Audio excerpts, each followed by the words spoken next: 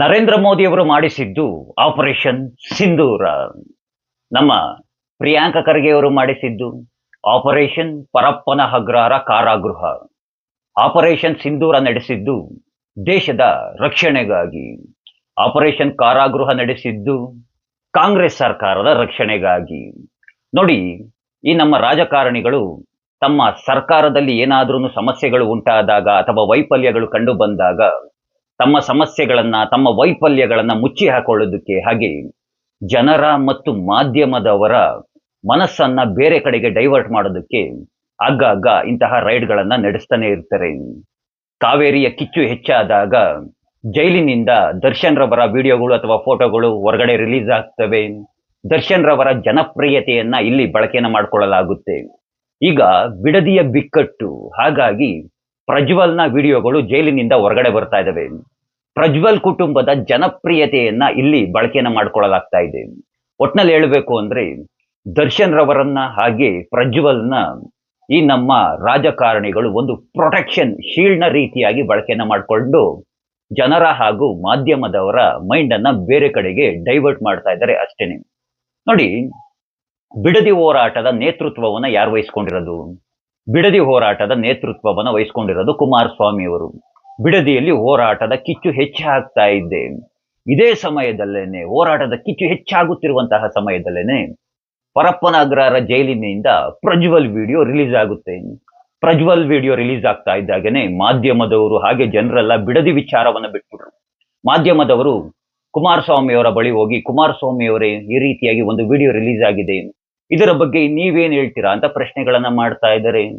ಇನ್ನು ಕೆಲವೊಂದಷ್ಟು ಮಾಧ್ಯಮಗಳನ್ನ ನೋಡಿದ್ರೆ ಇನ್ನೊಂದೆರಡು ಹೆಜ್ಜೆ ಮುಂದೆ ಹೋಗಿ, ಕುಮಾರಸ್ವಾಮಿ ಅವರೇ, ನಿಮ್ಮ ರಾಜಕೀಯ ಪ್ರಭಾವವನ್ನ ಬಳಸಿ ಈ ರೀತಿಯಾದಂತಹ ಸೌಲಭ್ಯಗಳನ್ನೆಲ್ಲ ಪ್ರಜ್ವಲ್ಗೆ ನೀವು ಮಾಡಿಕೊಟ್ಟಿದ್ದೀರಾ ಅಂತ ಸುದ್ದಿಗಳು ಓಡಾಡ್ತಾ ಇದೆ ಅಂತೆಲ್ಲ ಪ್ರಶ್ನೆಗಳನ್ನ ಮಾಡ್ತಾ ಇದ್ದಾರೆ. ಅಂದ್ರೆ ತುಂಬಾ ತುಂಬಾ ಚೆನ್ನಾಗಿ ಅರ್ಥವನ್ನ ಮಾಡ್ಕೊಳ್ಳಿ. ಬಿಡದಿ ವಿಚಾರವನ್ನ ಡೈವರ್ಟ್ ಮಾಡಿ ಇಲ್ಲಿ ಏನೋ ಪ್ರಜ್ವಲ್ನ ವಿಚಾರವನ್ನ ತಂದಿಟ್ರು. ಜನರ ಮನಸ್ಸು ಹಾಗೆ ಮಾಧ್ಯಮದವರ ಮನಸ್ಸು ಬಿಡದಿ ಬಿಟ್ಬಿಟ್ಟು ಆ ಕಡೆ ಹೋಗ್ತಾ ಅಷ್ಟೇನೆ. ಇಂತಹ ಸ್ಟ್ರಾಟಜಿಗಳನ್ನ ನಾನು ಈಗಿಂದ ಅಲ್ಲ, ಸಿದ್ದರಾಮಯ್ಯನವರ ಕಾಲದಿಂದಲೂ ನೋಡ್ಕೊಂಡು ಬಂದ್ಬಿಟ್ಟಿದ್ದೀನಿ.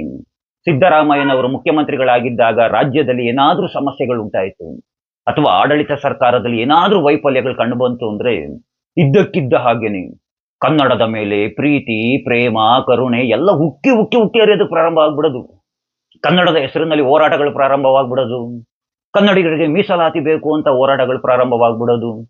ಕರ್ನಾಟಕಕ್ಕೆ ಪ್ರತ್ಯೇಕವಾದ ಧ್ವಜ ಬೇಕು ಅಂತ ಅಂದ್ಬಿಟ್ಟು ಧ್ವಜವನ್ನೆಲ್ಲ ರಚನೆಯನ್ನ ಮಾಡ್ಬಿಡೋರು. ಇದ್ದಕ್ಕಿದ್ದ ಹಾಗೇನೆ ಏನೂ ಸಮಸ್ಯೆ ಇರ್ತಿರ್ಲಿಲ್ಲ. ರಾತ್ರೋರಾತ್ರಿ ಇವರೇ ಕಾವೇರಿ ನೀರು ಹರಿಸ್ಬಿಡೋರು. ಇವರೇ ಕಾವೇರಿ ನೀರನ್ನ ಹರಿಸ್ಬಿಟ್ಟು ಇವರೇ ಕಾವೇರಿ ವಿಚಾರದಲ್ಲಿ ಗಲಾಟೆಯನ್ನ ಎಬ್ಬಿಸ್ಬಿಡೋರು. ಇಂತಹ ಸ್ಟ್ರಾಟಜಿಗಳನ್ನ ನಾನು ತುಂಬಾ ತುಂಬಾ ಕಾಂಗ್ರೆಸ್ ಆಡಳಿತದಲ್ಲಿ ನೋಡ್ಬಿಟ್ಟಿದ್ದೀನಿ. ಇದು ಈ ಕಾಂಗ್ರೆಸ್ ಸರ್ಕಾರದ, ಅಂದ್ರೆ ಕಾಂಗ್ರೆಸ್ ಪಕ್ಷದ ಒಂದು ಪೊಲಿಟಿಕಲ್ ಮಾಸ್ಟರ್ ಗೇಮ್ ಅಂತಾನೆ ಹೇಳ್ಬೋದು. ಇದು ಇಂತಹ ಸ್ಟ್ರಾಟಜಿಗಳನ್ನ ತುಂಬಾ ತುಂಬಾ ನೋಡ್ಬಿಟ್ಟಿದ್ದೀನಿ. ನೋಡಿ, ಪರಪ್ಪನ ಅಗ್ರಹಾರದಿಂದ ಪ್ರಜ್ವಲ್ ಯಾವುದೋ ಒಂದು ವಿಡಿಯೋ ರಿಲೀಸ್ ಆಗಿದೆ, ಮೊಬೈಲ್ ನಲ್ಲಿ ಮಾತಾಡ್ತಾ ಇರೋದು. ಎಷ್ಟೊಂದು 3-4 ಕಡೆನೂ ಇಲ್ಲ ವಿಡಿಯೋ ಮಾಡಿರೋದು. ವಿಡಿಯೋ ಮಾಡಿರೋರು ಯಾರು? ಪೊಲೀಸ್ ಅಧಿಕಾರಿಗಳ? ಪೊಲೀಸ್ ಅಧಿಕಾರಿಗಳು ವಿಡಿಯೋ ಮಾಡಿದ್ದಾರೆ. ಪೊಲೀಸ್ ಅಧಿಕಾರಿಗಳೇ ಮೊಬೈಲ್ ಅನ್ನ ಕೊಟ್ಟಿರಬೇಕು, ಅಥವಾ ಸಹ ಕೈದಿಗಳು ಯಾರು ವಿಡಿಯೋ ಮಾಡಿದಾರಾ?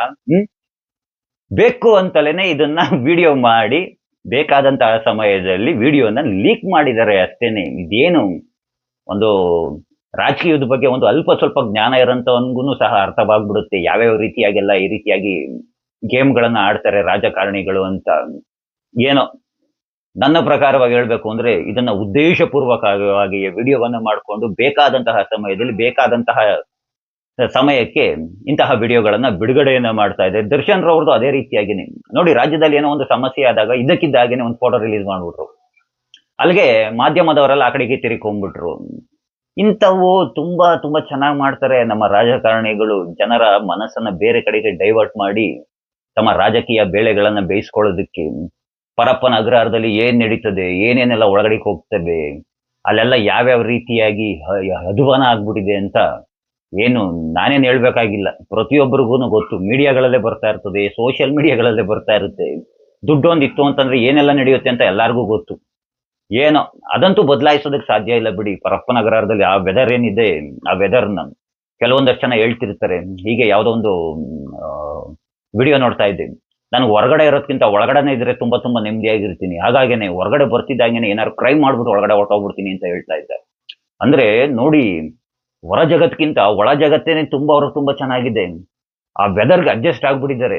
ಆ ರೀತಿಯಾದಂತಹ ಫೆಸಿಲಿಟಿಗಳನ್ನೆಲ್ಲ ಕೊಡ್ತಾ ಇದ್ದಾರೆ ಅಂದ್ಮೇಲೆ, ಇನ್ನೆಲ್ಲಿ ಕೈದಿಗಳು ಬದಲಾಗ್ತಾರೆ? ಎಲ್ರಿ ಬದಲಾಗ್ತಾರೆ ಕೈದಿಗಳು?